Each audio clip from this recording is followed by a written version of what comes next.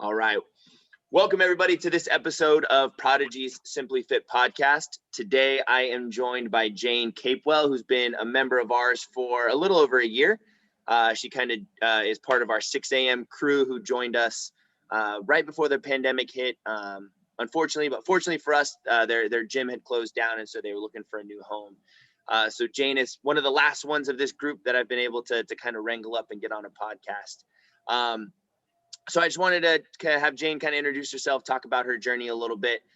Plus, she's got a really cool British accent, so I thought it'd be really, really fun to have her on the podcast. So Jane, thank you so much for joining me today. If you don't mind spending a little bit of time just kind of talking about your fitness journey, kind of a little bit of history behind that, and then, mainly like what was what got you started? Okay, so I guess when I think about it, as a kid, I never had to do exercise because it just kind of happened. I walked to school every day. I walked a mile and a half to school, down a big steep hill and up the other side to go to school every day, and then home again. And then I'd go out in the evening and do the same thing all over again to go to events in the evening. And if I wanted to run, I got up and I ran. And, for a while, funny as it seems now, and Andrew will laugh at this, the fact that I don't like running very much now, I held the 400-meter record in middle school for many years as a joint record with my friend. And it lasted about, I think, 8 or 10 years after we left the school. Pretty sure I wasn't that fast, but I did hold the record for a long time. And all of that was with zero effort. I didn't have to think about it. I didn't have to try. If I wanted to walk up a hill or I wanted to run or I wanted to do that, it just happened because I was young and I did just enough sort of moving that I didn't have to exercise. And then, of course, college comes, and instead of living a mile and a half away from where I was going, it was all of a sudden I did a year working before I went to college to do some training. And I lived across the road from where I worked. The food was terrible. It was one of these hostels we stayed in. The food was terrible, but they did a very good English breakfast. So every morning I'd go in there and I'd eat my great big English breakfast, and it was delicious and probably enough calories to last me a week. And I did it every day. So all of a sudden, I'm not doing any exercise and I'm eating too much food. And, the freshman 15 came along. And then, you go to college, and I did some more sort of walking, but no specific activities then. And then kids come along and you're like, oh yeah, kids, yeah, no, I haven't got time. And then you all of a sudden realize, and probably this was walking with my mum, who's very fit, does a lot of walking with her up hills, and all of a sudden I can't keep up with her. And it's like, this is ridiculous. I shouldn't not be able to do this. I don't want to be like this. I don't want to do this anymore. So I started off, because the kids were still very small, with an exercise video. And it wasn't that hard, but I did it every day. So I started the sort of every weekday habit. Every weekday I would get up and I would do this video, and the kids were either sleeping upstairs or crawling around on the floor while I was doing it. And I kind of got started there. And then gradually, as they went to school and I had a bit more time, and moved to America was another detail in there somewhere along the line, I started going to a kickboxing class because that sounded like fun. It's like, oh, I'll do that. I'll have a go at kickboxing. And so Andrew laughs because in the gym, I'm the one who likes to drop my weights. When I've lifted a heavy weight, I like to drop it. And everybody's like, oh, all that noise. But for me, it's like I'm allowed to do that here. Yeah, absolutely. So kickboxing, as you can imagine, on that basis was fun. I did it, and I kickboxed, and I made friends there, and I did it for a long time. And then I think all of us have one of these friends. A friend who's always, I found this great class. I think you should do it. I think we should try this. It's a great offer. You can get 6 weeks for no money at all. Let's go try it. And she sort of persuaded me that I should sign up for the gym that I was going to until it closed very recently. And at the time they were doing small lightweight circuit training, no weights at all. And I went along and I thought, yeah, I'll go for the free trial. Well, I went for the free trial. I thought, I like this. I want to stay. And so then I stayed there doing that. And then their program morphed into heavy weight training. And it was like, I don't want to do this. I don't want to end up looking like some kind of monster with muscles everywhere. I don't want to do weight training. But anyway, I was signed up. So I thought, oh, okay, I'll do this. And then I got hooked on the weight training. And I was the last person I expected to get hooked on the weight training. But I got hooked and I liked it. And I discovered that I could lift things I never believed I could lift. And it was like, wow, this is amazing. And then it moves on to, you discover that I work with a lot of very young people, and most of them are probably 15 to 20 years younger than me, if not more. And all of a sudden I could lift more weight than them. And not that I talked about it a lot, but I just said, oh yeah, I was in the gym this morning and I lifted this much. And they're like, you did what? And I'm like, yeah. And so that made me happy as well. So I talked for a very long time there, but that's how I came to be where I am now. Yeah, that was great. No, I love it. And I think that you brought something up that it's so funny that I've been talking about this. When we're recording this podcast, it's the end of April. Probably by the time this gets out, we'll probably be around, end of May or so. But, we've been talking a lot about is, like, recently I've been talking with friends and Coach Kaylee, things like that, about the idea that, like, still the adage that, women have this fear of lifting heavy weights and it's going to make you big and bulky. And it's so funny that you say that, and then said, kind of like, all right, well, fine. I really don't have another choice. So I could give it a try. And then learning that, like, hey, it's not right. Like, yeah, I may put on a little bit of muscle. But that's great. But I'm going to get stronger. I'm going to improve my confidence, right? There's going to be certain things where I'm like, well, shoot, like, I didn't realize I could do that. Like, that's pretty awesome. Right. But the big and bulky is not going to happen. Right. And I think that's a fear that a lot of women have when it comes to resistance training and things like that. And what I have to say is, like, if you see these visions of these bodybuilders or these, high level, like, CrossFit athletes, and you're like, well, there's probably a couple of things going on here. There's probably, they're probably chemically enhanced in some degree, right? They're on something, and then the frequency that you're training at and the calorie surplus that they're eating at is just insane to where they're getting that way. If you're a busy mom or, busy dad or whatever it may be, and I can squeeze in 30, 45 minutes to an hour of just resistance training 3 days a week, like, that's perfect to get stronger, but it's not going to lead to me getting big and bulky. Yeah. The amount of work it takes to get big and bulky, along with the chemical enhancements, that's the only way you're going to get there. And I don't have that kind of time or the desire to get there. Right, absolutely. And that, I mean, that's coming from Jane, who we joke around is our mad scientist. She works for Clorox, so she knows all the science stuff. Yeah, strictly speaking, I'm an engineer, but I get the mad scientist title, and it makes me laugh, so I'm happy. Yeah. No, that's good. So what, I mean, you're obviously, like, with the pandemic, it kind of threw a wrench in everyone's plans. But I mean, you have always been kind of, I know with us especially, and then I know previously with your guys' other gym, you've always been super consistent, making it at least 4 to 5 days, more often than not 5 days a week.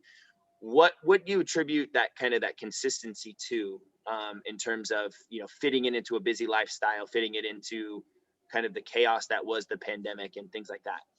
So I think it started off with I didn't have long, so I had to do it frequently to be able to fit it in at all, because especially when the children were young, you have this very tiny window between you waking up and them waking up, and sometimes it didn't always work out. So it kind of started that way. And then I think when I did the free trial at the other gym, it was like, oh, well, we have 5 days a week classes, and I'm working out the maths, and just in a very sort of mechanical way, going, well, if I go to every class, then it's only costing me so much a class, which is it didn't really matter that much, but it was like, I'm going to get value for money out of going. And then I started to go 5 days a week, and when I first started there were days when I'd get up in the morning and I could barely move. I was so stiff. I wasn't hurt, but I was so stiff. And I'd kind of be lifting my knees to get up and down the stairs and go, oh my goodness, why is this so hard? But I kept going because I was going to get my value for money, was how it started. And then over time, it was a small group, like it is with you, Andrew. So it's a small group. It's the same group of faces most days. A few new people, a few people come in and out, but you see the same people week after week. And because of that, if I didn't come to class, somebody would go, why weren't you here yesterday? Or we missed you yesterday. It started off with oh, we missed you yesterday. I hope you're okay, sort of thing. And then it moved up to now. And as you well know, I have a group of friends with the group that I came across to the gym with, and now extra people who are at the Prodigy gym, where if I don't turn up, they go, you weren't here yesterday and you didn't get a hall pass to not be here for tomorrow's class. And so it's in a very positive way. I don't mean to make that sound like you're in trouble, but it's this, people expect you to be there, and if you're not, there's somebody holding you accountable in the nicest possible way. And so that was how it kind of started. It was this accountability. And then now I've become an addict. It's like when the pandemic hit last year and all the gyms had to close down, and it was like, what do? I need to do something. And I come to the gym, and I go to the gym for the motivation that it gives me, because sure, I could do something at home, but I could do it with 5-pound weights, or I could just do 5 reps rather than 10 reps. But when somebody tells me this class today is 10 reps and you're going to use this weight or whatever it is, you do it. But when I'm at home, I'm like, no, I'll just cut some corners. I'll just not do so much. And so that kind of is my behavior at home, which is why I need the sort of the gym family to keep me going.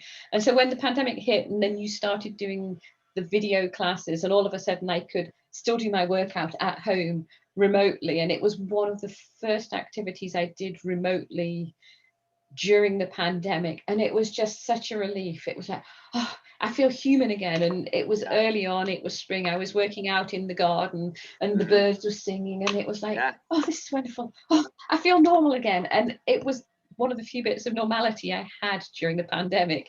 And gradually as we've got further through, it's got better. But at that time it was like, I needed that. I was going crazy, just sitting in front of a computer all day, every day. Absolutely. No, and I remember it was like in the morning, and we would mute everybody but you, so that way everyone could listen to your birds chirping and singing and whatnot, as we were working out. But and I think that having that accountability, or having those buddies is key. And I know you 3 ladies are very much each other's kind of accountability. And it's so funny, like one of you will walk in and you're like, the other 2 text me, they're on their way, or it's whatever. So it's good. And I think for a lot of people who are potentially struggling to get started, grabbing a buddy or having someone that they can go with or go kind of lean on in terms of, I don't feel like going, but I know that, Jane is going to be there waiting for me. I got to get up and I got to go. And it's crazy to think how it's so hard to like be accountable to ourselves, but it's so much easier to be accountable to somebody else. Right. It's like and I find that, like, as I'm like doing just like business stuff, I'm like, I had to hire a coach because I'm like, I'm sitting by myself just twiddling my thumbs. But now that I've got a coach and he's giving me tasks that I got to get done, I'm like, okay, I'm accountable to get these things done, and I think the same when you have those workout buddies and things like that. And I think the interesting thing about the workout buddies is, one thing that I think sometimes makes people hesitate about joining the gym is you don't have a workout buddy to go with. So I said I had a buddy that persuaded me to sign up for the sort of the free classes to get me started. I think she lasted the length of the free classes, and then she was on to the next great free thing down the street, and she was trying something new. She went from whatever kind of that exercise was, she went to the next greatest exercise. So she really didn't last very long there. And so I was started there, and it was effectively by myself. And I made friends in the class. So the 2 ladies, the 3 of us that are sort of the core group that came across, I probably would never have got to know either of them if I hadn't been in the gym class with them. And we sort of started working out together, and just gradually we coalesced into sort of a real group of friends. But if it hadn't been for the gym, I would never have known them. So I think that's a good thing for people to think about. It's like, if you don't have somebody to come with, just come, because in the big sort of 24-hour gyms and the like, there's none of that community or feeling. But when you come to a smaller gym to get started, you will be made to feel welcome, and nobody questions whether you're lifting a 1-pound weight or a 50-pound weight. Nobody cares. They just want you to sort of be there and enjoy yourself. And so you don't even have to feel embarrassed that you can't do things or you don't know how to do things, because you're welcomed. And then you will make friends along the way. And we've worked out together, I think as the 3 of us, we've worked out together, I think it's either 8 or 9 years, I can't remember the exact number of years, but we started as complete strangers. And now we're a pain for Andrew. We're like, what about this? And we want to do this. And we want to do that. But that built up over time, and it was just through our shared interest in working out and being fit. And we now drive one another to do harder and harder things. Yeah. But we choose to do it. And you don't have to have buddies like that. You can have buddies that aren't quite as crazy as we are. Yeah. Whatever works for you. Yeah. No, and that's right. And I think that, the three of you, I still vividly remember the first day that you three ladies came to the gym, back in March of 2020. And we were, I think we had deadlifts that day or something like that. And the three of you ladies were like, yep, cool, got set up and just got started. And like, I remember even like all of the guys that were in the gym, they were just like looking like, whoa, like who are these three? And you were just like, yep, hello, how are you guys doing? Yeah, that's us. And I think from then on, everyone's like, okay, all right, we've got, these three powerhouse women and let's do it, so yeah, and I think that that's super important. And I think that that is a testament to, the power that, you find, you come to a facility that is kind of a little bit more private, a little smaller. And at the end of the day, we're all each other's cheerleaders and we want to see each other succeed, and we want to see each other just, kind of happy and enjoying life. And you helped Anna like get chickens, and like, it was just, it's like kind of funny watching you guys, but then also you're joking and razzing with all the other people that are at the gym, and it's awesome. So yeah, so I think that having that mindset of, I may not know anyone, but finding maybe a more of a smaller private setup where people are super nice and inviting, and I'm gonna meet new friends, and yeah, I mean, like you said, like you never would have probably crossed paths with the other two ladies, but you have, and now you guys are pretty inseparable, and things like that. And I think the other thing, sometimes the sort of fear of going to a gym is there's going to be all these little cliques with lots of people who they only want to work out with themselves, and they won't welcome new people. And that just, it hasn't been true for me. But, over the years, we've had people come through the previous gym, and now with Prodigy, and we just all group and welcome people in. And so I don't, you don't have to have a fear that it's going to be like middle school where it's like, oh, we don't talk to those people because they're not our people. It's not like that either. And I think those are the two sort of fears sometimes you have going to a new place or starting to do a new thing, that, oh, I'm not going to fit in, or people aren't going to want me to join their groups. It's just not like that. And that, I think, is what makes it so wonderful. So on days when the other two aren't there, doesn't matter to me. I go, I still have friends, I still have people I chat to, we work out together. Yeah. And it's just that feeling. I mean, you talk about it as being a family, and it really is it feels like a family in a good way. Yeah. Without the arguments. Yeah, right, exactly. It's probably more the family that people want right now. It's the family you can choose for yourself. Right, exactly. Awesome. So the one thing I always love to do on the podcast, because like I said, you've figured out how to make this a part of your lifestyle, right? Like this went from one of those things where, like, you were doing stuff previous to this, but like, I think too often people look for that quick fix. Like, you had your friend for as an example, right? Like every 6 weeks she was looking for something new, something different, right?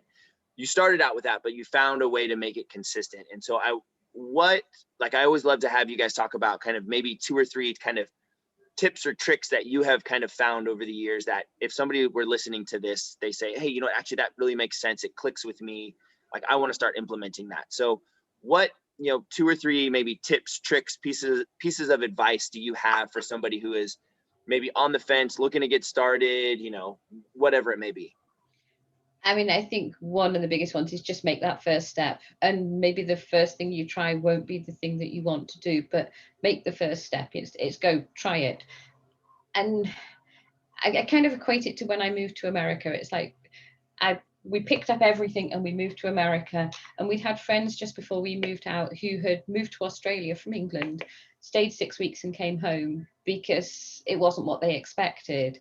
And it's like, I don't want to do that. You have to commit for long enough. Now, moving from one side of the world to the other is quite a different thing. But I think the same thing with any kind of exercise, because I think those first few weeks when you start out, you are going to be so sore. You're going to be wondering how to get up the stairs because your legs are sore. But it's not a bad thing. It's a good thing. And, things that when I first started, it was making me sore. If you give it a couple of weeks, all of a sudden you can start to do those things and not be sore. And so it's that committing for a period of time. And that's why this sort of, the free trial was a great one to start with, because it's like, well, I'm going to get my money's worth out of this trial, was kind of the mentality I have. And that doesn't work for everybody. So I think that's one thing, is give it long enough. And if you have to have a rest day, have a rest day. You know, resting is not a bad thing, as long as you don't do more resting than you do exercise, I guess, is probably that. And then for me, what works is, once my day starts and I'm going to work and I'm cooking dinner and I'm doing all those things, there's no way I'm going to find time to exercise. So my personal choice is to get up and go to the gym. So I go to the gym at 6 o'clock in the morning, which I never dreamed that I would do that consistently. But I joke that sometimes I think I get up and I get halfway through the class before I'm truly awake. And I'm like, oh, right, oh, I'm at the gym. But it's like, it's a behavior. It's, I get out of bed, I go to the gym, and I don't really have time to think about it or find diverting activities. And so that's another thing that keeps me going. And then I think that the final one is, and I joke about, I come to the gym for my sanity. Day to day, at home or at work, I'm supposed to be the expert, and everybody's asking me questions all of the time. What about this? What about that? And what's this? And what's that? And it's constant questions, and I'm expected to always know the answers. And when I come to the gym, I don't have to do that. I come and Andrew tells me what to do, or Coach Kaylee tells me what to do. And I just come in, and I don't exactly completely switch off my brain, but the part of my brain that's usually having to answer technical questions or where something is, I can switch it off and I can just be and enjoy the exercise and not have to think about it. And that's a huge stress relief as well. And then silly things like dropping the weights. It's like drop the weights. It's fun, it's different, it's a change of scenery, and there's not expectations of what I should be doing. So I think that's another sort of trick for me. It's like, it's my time for myself, and it probably is the only hour I get to myself all day, but I enjoy it, and that's why I keep coming. Yeah, absolutely. No, that's awesome. And I think, you know, that's a huge one. And I was actually just meeting with a prospective client, and she was saying that, you know, she's a local real estate agent, and she was like, you know, for example, the housing market is crazy right now. She's like, I'm putting in 15, 16 hours a day. And she was like, I just need to invest an hour in my health. And I'm like, yes, absolutely. Because, you know, like I've always said, and I fall prey to this too, but like the idea that, you know, if you want to show up and be the best person that you can be in every other aspect of your life, like you have to be selfish in the way of think of yourself first. Right. And you know, I can tell people, like, I own a gym, but I struggle to work out on a consistent basis. There's days where I'm just so busy and swamped where I'm like, or there's days where I don't feel like working out today, but like, I know that I need to invest in my health to show up and be the best, you know, coach for you guys, and be the best husband I can be, and best dad, and best business owner, and all that other stuff. And I think that that's super powerful. And I also wanted to touch on the point that you brought, you know, that you said, you know, just get started. Like, it doesn't have to be perfect. And I think that that's where a lot of people kind of, you know, maybe struggle, is that they wait to come up with like this perfect plan. And when in reality, it's never going to be perfect. And it's, you know, just get started, and you can kind of, like I use the analogy, like just build the plane as you're flying it, right? Like, oh, that didn't work. Throw that off, put that on, and we'll just kind of keep moving forward, right? I wouldn't recommend it with planes, but going to the gym, absolutely. It's like, just start, you know, and there's lots of places you could go, and different places might suit other people, and you have to try. Because I mean, like, I started kickboxing and I loved kickboxing. I probably would have never left kickboxing if my friend hadn't said, oh, you've got to try this. And trying that, and it was a significant change in the way I exercise, and I'm so much fitter and stronger now than I was when I was doing that. But that was almost entirely accidental that I fell into that. And now if you tried to take it away from me, you know, I'd fight you for it. It's like, you're not taking that away from me. I need it now. It's almost like an addiction, and people go, nah, that's not true. But it is. It's like an addiction. I don't quite shake if I don't come to the gym in the morning, but yeah, I'm not such a nice person that day if I haven't worked out before I start the day. Sure.